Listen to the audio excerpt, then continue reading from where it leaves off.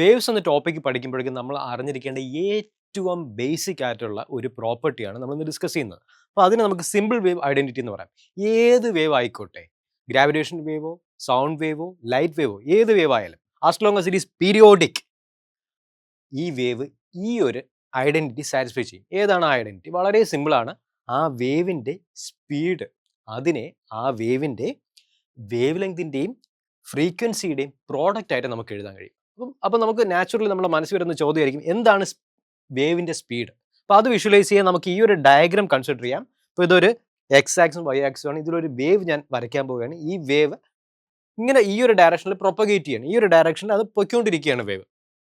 അപ്പോൾ നമുക്ക് വേവ് ഇങ്ങനെ വരയ്ക്കുമ്പോഴേക്കും നമുക്കൊരു സൈൻ വേവ് കിട്ടുന്നു. ഈ വേവ് ഇങ്ങനെ മൂവ് ചെയ്തുകൊണ്ടിരിക്കുന്നു. അപ്പോൾ നമുക്ക് ചോദിക്കും, ഈ മൂവ് ചെയ്യുന്ന വേവിൽ എവിടെയാണ് അതിൻ്റെ സ്പീഡ് വരുന്നത്? അപ്പോൾ അത് വിഷ്വലൈസ് ചെയ്യാൻ നമുക്ക് എന്ത് ചെയ്യാം? ഇതിൽ വേവിൻ്റെ ഒരു യൂണിറ്റ്, അതായത് ഒരു സൈക്കിളിനെ നമുക്ക് ഐസൊലേറ്റ് ചെയ്യാം.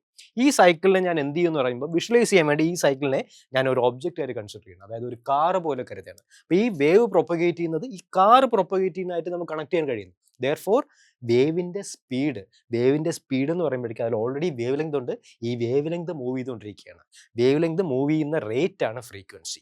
അപ്പോൾ വേവ് ലെങ്തും ഉണ്ട്, വേവ് ലെങ്ത് മൂവ് ചെയ്യുന്ന റേറ്റ് ഫ്രീക്വൻസി. അപ്പം ഡിസ്പ്ലേസ്മെന്റ് ഡിവൈഡഡ് ബൈ ടൈം എന്ന ഒരു സിമ്പിൾ ഐഡന്റിറ്റി ഈ ഒരു റിലേഷൻ ഒളിഞ്ഞു കിടപ്പുണ്ട്.